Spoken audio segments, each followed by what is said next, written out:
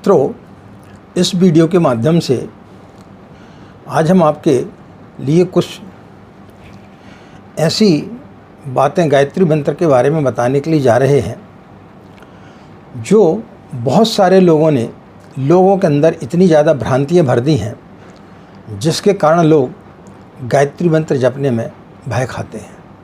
तो मैं आपको मिल जाएगा कि महिलाओं को गायत्री मंत्र नहीं जपना चाहिए। तो हमें कुछ लगा कि शायद इस विषय पर एक वीडियो बना करके हमें अपने मित्रों को जो हमारे परिवार से जुड़े हुए हैं और हमें बहुत सारे लोग जो गायत्री परिजन हैं वो भी सुनते हैं, तो हमने सोचा कि क्यों ना इस वीडियो को बनाया जाए ताकि लोगों की कुछ भ्रांतियां दूर हो सकें। इस वीडियो के माध्यम से हम उन भ्रांतियों को दूर करने का प्रयास करने के लिए जा रहे हैं। आते हैं।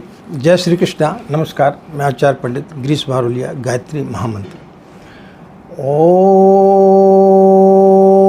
भूर्भुवः स्वाहा तत्सवितुर्वरेण्यं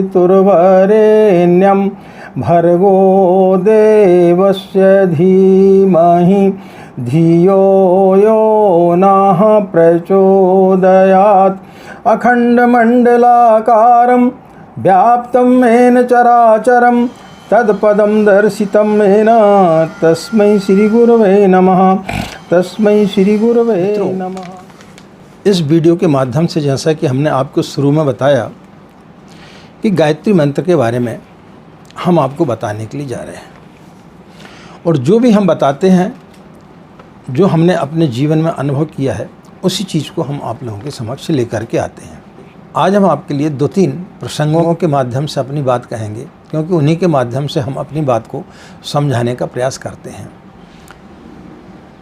एक व्यक्ति एक गुरु के पास में गया। गुरु बहुत वृद्ध था।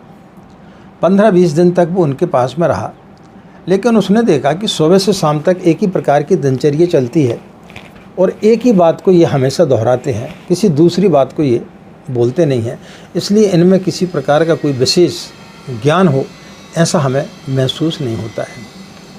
वो 15 दिन के अंदर ही वो ऊब गए और दूसरे दिन जाने की तैयारी करने लगे।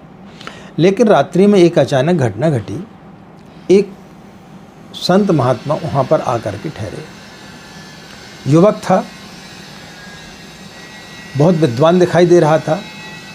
सारे साधु सन्यासी उसके पास आकर के एकत्रित हो गए।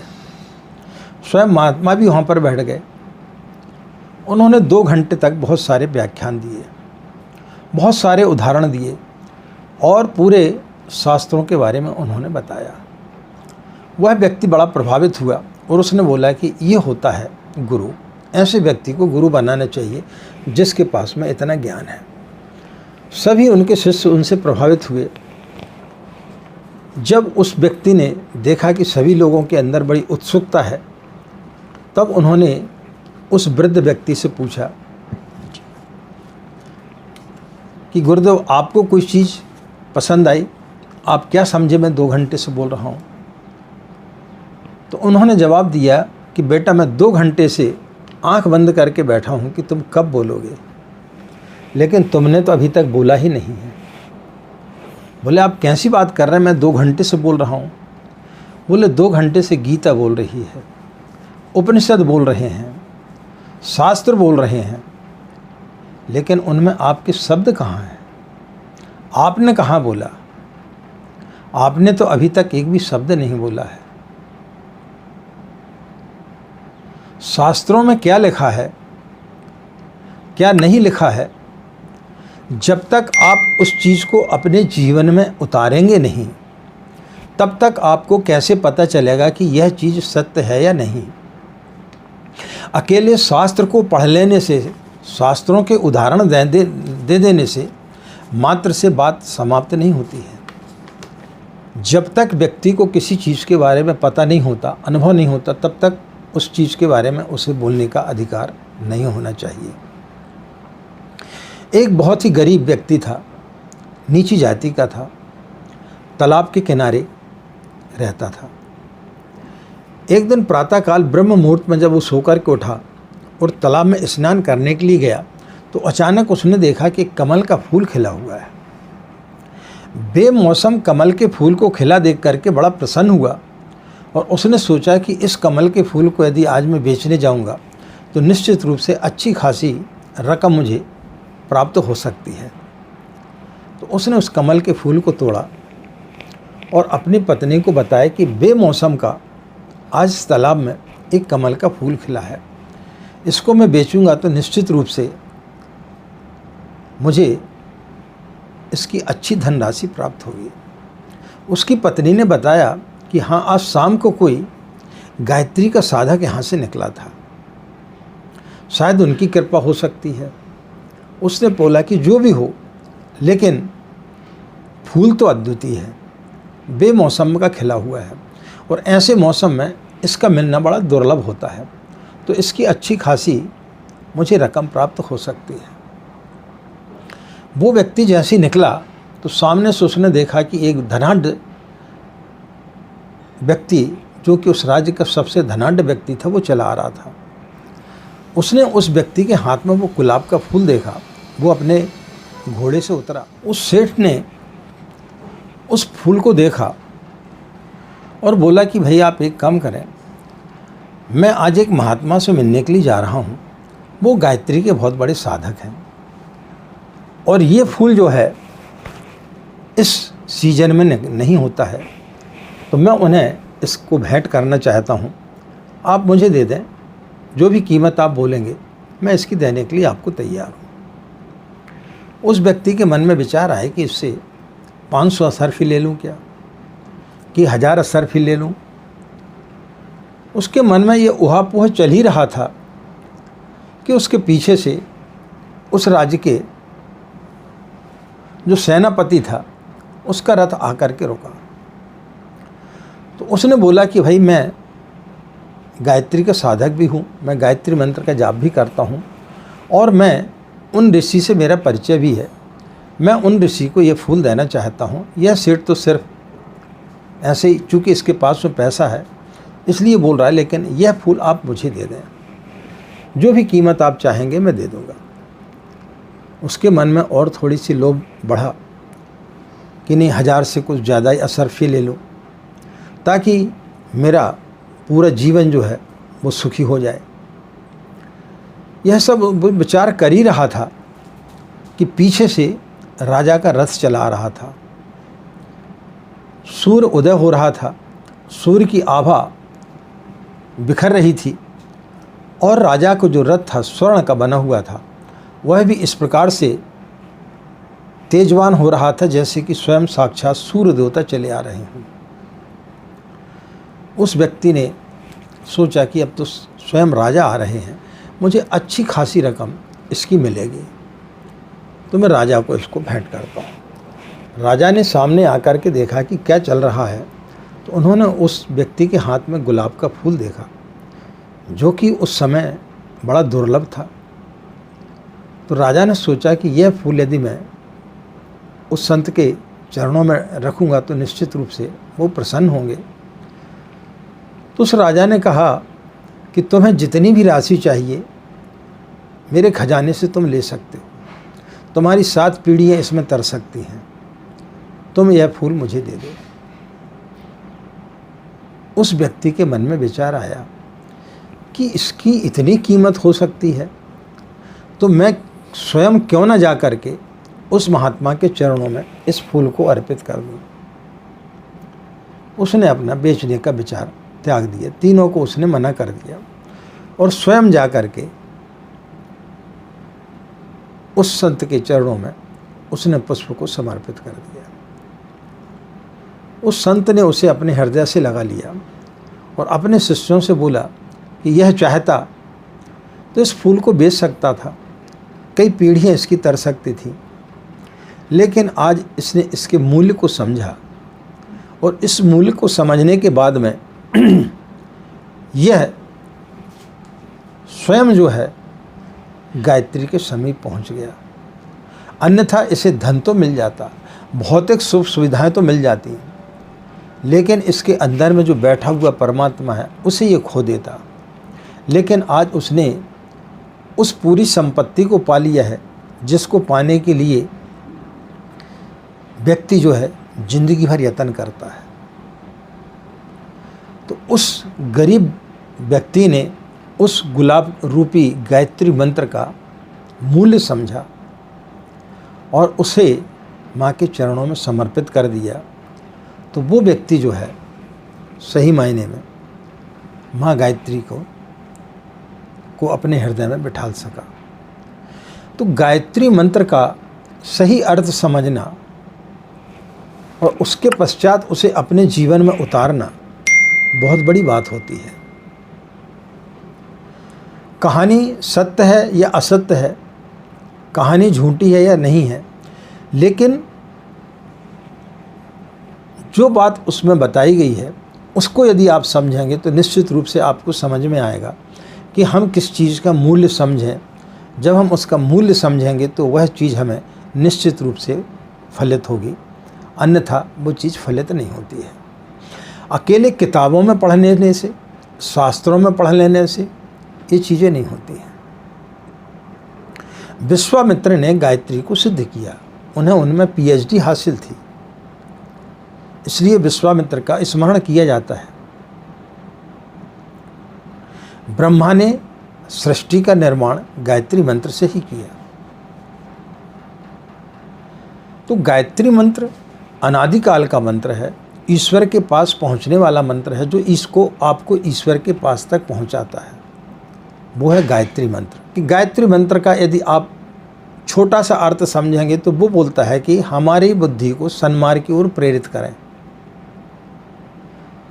यानी हमारी बुद्धि को, जो मंत्र हमारी बुद्धि को यदि सन्मार्ग की ओर प्रेरित करता है, हमारे अंदर पॉजिटिव विचार लाता है, तो इससे बड़ा मंत्र क्या हो सकता है?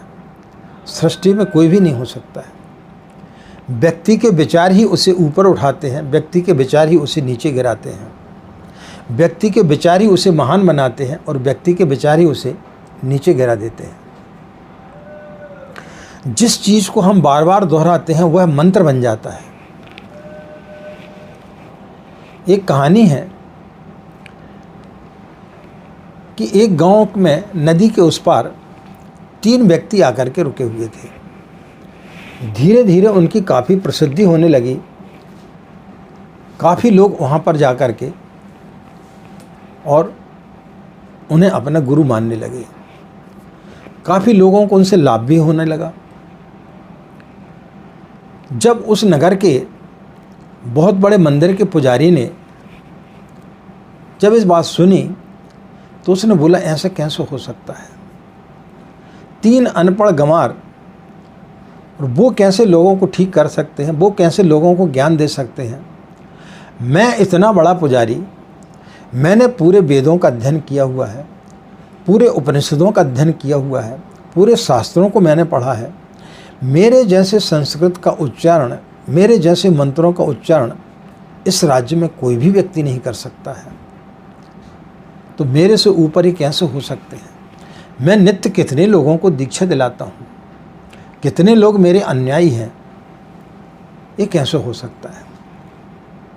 एक दिन उसने विचार बनाया कि इन लोगों को देखा जाए कि ये कैसे लोगों को बेवकूफ़ बना रहे हैं। नदी के उस पार नावक के सहारे नाव में बैठ करके वो वहाँ पर पहुँचा। तीनों अपनी कुटिया में बैठे हुए थे। उस संत महात्मा को देख करके वो बड़े भयभीत हुए, चरणों पर गिर पड़े, बोले, महाराज, हमारा अहोभाग्य है कि आप हमारे कुटिया पर आए। बोले, वो तो ठीक है, आप ये बताएं कि आपने किस मंत्र का जाप किया है? वो तीनों एक दूसरे की तरफ देखने लगे। बोले, हम तो किसी मंत्र को जानते नहीं, ना हमने किसी मंत्र का जाप किया है। उस महात्मा के अंदर और ज़्यादा अहंकार पैदा हुआ कि मैं तो जानता था कि धूर्त हैं, इन्हें मंत्र के बारे में ही नहीं मालूम है। तो उसने बताया कि तुमने कभी पूजा की है? बोले, नहीं। बोले, जब पूजा करते हैं तो कर्मकांड किया जाता है, इस प्रकार से पवित्रीकरण किया जाता है, इस प्रकार से न्यास किया जाता है, इस प्रकार से आचमन किया जाता है, इस प्रकार से देवताओं का आह्वान किया जाता है, उसके बाद मंत्र का जाप किया जाता है, तब मंत्र फलित होता है। ऐसी कोई मंत्र फलित नहीं होता है। वो तीनों उसके चरणों पर गिर पड़े। बोले, महाराज, आप आए, आपने हमें शिक्षा दी, अब आप हमें विधि बता दें, क्योंकि हम तो अज्ञानी हैं, हमें तो कुछ भी नहीं मालूम। तो उसने बोला कि नहीं, पहले तुम बताओ, तुमने कौन से मंत्र का जाप किया। बोले महाराज हम क्या बताएं, हम जो कुछ बोलते हैं यदि आपको बताएंगे तो आप हंसेंगे। लेकिन वो जिद पे अड़ गया, तीनों एक दूसरे की तरफ देखने लगे। तो उसने बोला कि नहीं, तुम्हें पहले बताना पड़ेगा, तब तो मैं तुम्हें शिक्षा दे सकता हूँ कि किस तरीके से आपको पूजा करना चाहिए। तो उन्होंने बताया कि भाई हम तीन हैं और हमने सुना है कि परमात्मा भी तीन हैं, ब्रह्मा, विष्णु और महेश। तो हम तीनों यही प्रार्थना करते, हम तीन तुम तीन हमारी रक्षा करो, तुम तीन हम तीन हमारी रक्षा करो, बस हम यही दोहराते हैं। उस पुजारी ने बोला बड़े नालायक हो, बड़े बेवकूफ़ हो, ऐसे बोलने से कहीं भगवान प्रसन्न होता है, ये कोई मंत्र हुआ क्या। तब उन्होंने पूजा की पूरी विधि समझाई। विधि समझाने के बाद में मंत्र का जाप करने की विधि समझाई और बोले बिल्कुल शुद्ध उच्चारण से करना, नहीं तो गड़बड़ हो सकता है। उन्होंने एक बार सुना, बोले महाराज हमें याद नहीं हुआ, हम भूल गए, दोबारा बताएं। उसने दोबारा बताया, तब भी उन्हें याद नहीं हुआ। तो उन्होंने बोला तीसरी बार बताया। उसने तीसरी बार बताया और बोले अब इसके बाद मैं नहीं बता सकता, इस तरीके से आप इसको पूजन करें तो आपको लाभ होगा। और वो अपने नाव में जा कर के रवाना हुआ।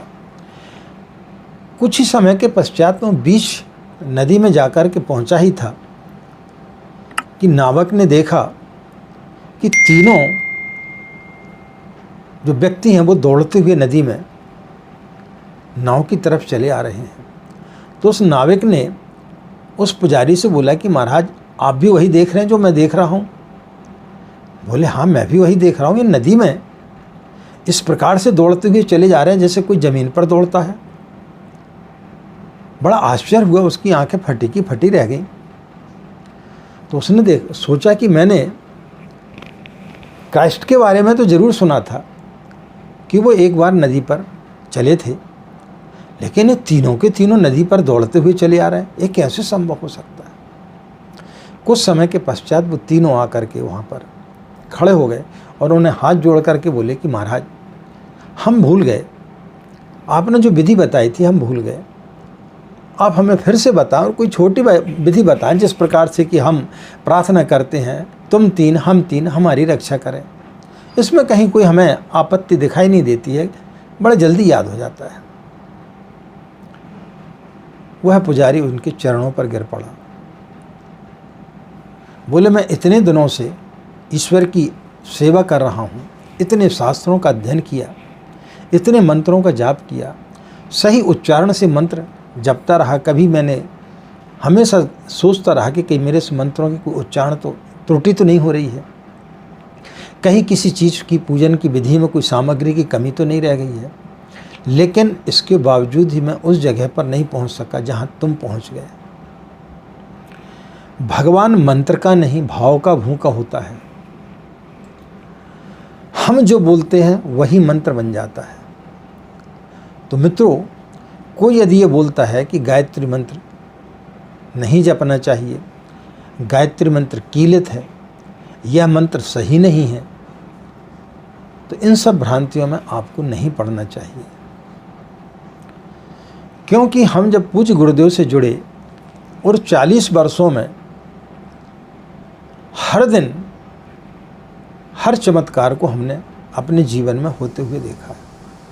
हर दिन कोई न कोई चमत्कार हमारे जीवन में होता है। आज के युग के वो विश्वामित्र हैं, कम से कम 25 से 30 करोड़ लोग उनके अनुयायी हैं। जब उन्होंने गायत्री मंत्र सार्वजनिक किया, उसके पहले हर व्यक्ति, यहाँ तक कि ब्राह्मण स्वयं गायत्री मंत्र जपने से डरते थे।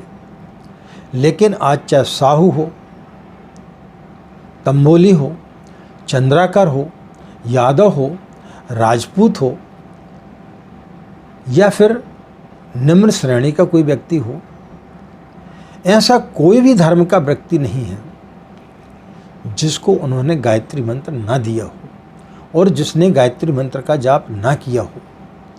तो किसी भी व्यक्ति का बुरा तो नहीं हुआ। जितने भी लोग आज गायत्री परिवार के हैं, जितने भी लोग पूज्य गुरुदेव से जुड़े हुए हैं और जितनी भी हमने जातियां बताई, वो सब मांस खाते थे।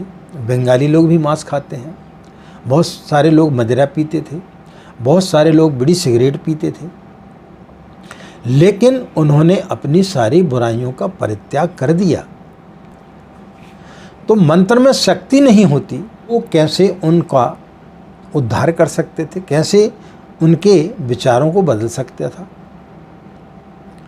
पूज्य गुरुदेव ने हमें गायत्री मंत्र दिया, ओम भूर्भुवः स्वः तत्सवितुर्वरेण्यं भर्गो देवस्य धीमहि धियो यो नः प्रचोदयात्। हमने अपनी 40 साल की साधना में सिर्फ इसी मंत्र का जाप किया।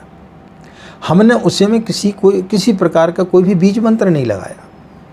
लेकिन जब हम YouTube चैनल पर आए और जब कुछ लोगों की डिमांड आई कि आचार्य जी इसमें 3 ओम लगाने चाहिए कि 2 ओम लगाने चाहिए कि 1 ओम लगाने चाहिए, इसमें श्रींग मंत्र लगाने चाहिए क्या, इसमें कौन सा बीज मंत्र लगाने चाहिए, तब फिर हमने कुछ बीज मंत्रों को पूज्य गुरुदेव के समक्ष हमने अपनी जिज्ञासा प्रकट की और उनके मार्गदर्शन में हमने कुछ बीज मंत्रों को लगा करके फिर साधना की। तब हमें उनसे जो लाभ प्राप्त हुआ, फिर हमने लोगों को उनके बारे में बताया कि आप गायत्री मंत्र के साथ में किस प्रकार से बीज मंत्र लगा करके आप साधना कर सकते हैं। अब शूद्र नहीं जप सकता, ब्राह्मण के अलावा कोई नहीं जप सकता। पूज्य गुरुदेव ने बोला कि ब्राह्मण कर्म से होता है, गायत्री ब्राह्मण की कामधेनु है, लेकिन किस ब्राह्मण की कामधेनु है? जिसके कर्म ब्राह्मण के जैसे हो गए हैं। इसके पश्चात में दूसरी भ्रांति फैला दी कि स्त्रियां गायत्री नहीं जप सकती। क्यों नहीं जप सकती? शास्त्रों में लिखा हुआ है, यत्र नार्यस्य पूज्यन्ते रमन्ते तत्र देवता। जिस जगह पर नारी का सम्मान होता है, जहाँ उसकी पूजा होती है, वहीं देवताओं का वास होता है। प्रथम गुरु माँ को ही बोला गया है, यानी नारी को। माँ गायत्री भी नारी का ही स्वरूप है। तो जो नारी का स्वरूप है, वो कैसे अपनी लड़कियों के साथ में भेदभाव कर सकता है? नारी हमसे ऊपर ना निकल जाए, हमसे आगे न चली जाए। कुछ समय पहले ये लोगों के मन में रहता था कि नारी हमसे ऊपर नहीं जाना चाहिए, इसलिए नारी को हे दृष्टि से देखा गया। चूँकि नारी यदि कहीं गायत्री मंत्र का जाप कर लेगी तो धियो यो नः प्रचोदयात्, उसकी बुद्धि सन्मार्ग की ओर चली जाएगी, उसके अंदर विवेक आ जाएगा, उसके अंदर ज्ञान आ जाएगा। वो फिर 4 दीवारी के अंदर बंद नहीं रह सकती, वो फिर नौकरी करने लगेगी, वो फिर स्वयं कमाने लगेगी, वो आपसे आर्गुमेंट करने लगेगी। इसलिए बोला कि नहीं, नारियों को, स्त्रियों को गायत्री मंत्र नहीं जपना चाहिए। लेकिन पूज्य गुरुदेव ने इस भ्रांति को तोड़ा। उनकी जो पत्नी है, जिन्हें हम माता जी के नाम से बोलते हैं, पुकारते थे, उन्होंने गायत्री की साधना की। उनके साथ में कोई अहित हुआ। उनकी लड़की शैलवाला पंड्या, जिनको लोग दीदी के नाम से जानते हैं, वो गायत्री की साधना करती हैं। और उन्होंने गायत्री के माता जी ने और दीदी ने हजारों देव कन्याओं को बीच में बैठाल करके उनके साथ में साधना की। उन देव कन्याओं के साथ में कुछ नहीं हुआ। देव कन्याओं के द्वारा अश्वमेध यज्ञ जैसा यज्ञ का संचालन व्यासपीठ पर बैठ करके उनके द्वारा कराया गया। उनका कोई बुरा नहीं हुआ। तो जो चीज़ सामने दिखाई दे रही है, सत्य को क्या प्रमाण चाहिए? तो इंसान को वही चीज़ बोलना चाहिए जो उसने अनुभव किया है। शास्त्रों में क्या लिखा है, गीता में क्या लिखा है, रामायण में क्या लिखा है, उपनिषद में क्या लिखा है, पुराणों में क्या लिखा है, या और दूसरे ग्रंथों में क्या लिखा है, उसके बताने की बजाय आप उसको एक बार अपने जीवन में अपना करके देखें कि जो कुछ उसमें लिखा है उससे आपको लाभ हो रहा है कि नहीं हो रहा है। और यदि आपको लाभ हो रहा है तो फिर बात अलग हो जाती है। पूज्य गुरुदेव ने अपने जीवन में उतारा है और उन्होंने अपने जीवन में उतार करके 30 करोड़ लोगों की कायाकल्प को बदल दिया है। हमने अपने जीवन में उतार करके हमने जो अनुभव किया है और जो हमसे लोग जुड़े हुए हैं, और जब वो हमसे गायत्री के संबंध में पूछते हैं और जब हमने उन्हें साधना के आधार पर बताते हैं, जो लोग हमारे वीडियो देख करके गायत्री की साधना कर रहे हैं वो लोग हमें बताते हैं कि हम पहले क्या थे, आज क्या हो गए। ईश्वर भाव का भूखा होता है। निर्मल मन जन सो मोहि पावा। जिसका मन निर्मल होता है, जो भगवान के समीप बैठ करके उसे पुकारता है, ईश्वर उसे प्राप्त होता है। वाल्मीकि राम की जगह मरा मरा बोलते रहे, तब भी उन्हें वो मंत्र सिद्ध हो गया। तो मित्रों, इस प्रकार की भ्रांतियों में हमें नहीं पड़ना चाहिए। हम अपने अनुभव के आधार पर बोलते हैं और पूज्य गुरुदेव ने जो कुछ बताया है उसको हमने अपने जीवन में उतारा और फिर जो हमने पाया वो हम आप लोगों के सामने परोस देते हैं कि वो यहाँ से ये चीज़ ज़रूर लेकर के जाएंगे कि गायत्री मंत्र कितना पावरफुल है और गायत्री मंत्र के प्रभाव से लोगों के जीवन में क्या क्या परिवर्तन आ सकते हैं। तो मित्रों, आप गायत्री मंत्र की साधना करें, किसी प्रकार की भ्रांतियों में ना पड़ें। निश्चित रूप से आपको अनेक प्रकार के लाभ होंगे, आपके जीवन में कई प्रकार के परिवर्तन आएंगे। नियमित रूप से गायत्री की साधना करना है और उसका पूर्ण रूप से आपको लाभ लेना है। आपका दिन मंगलमय हो, आप लोग खुश रहें, मस्त रहें। माँ गायत्री की असीम कृपा इसी प्रकार आप लोग पर बनी रहे। आज की बात समाप्त। हमें आज्ञा दें। नमस्कार। ओम शांति।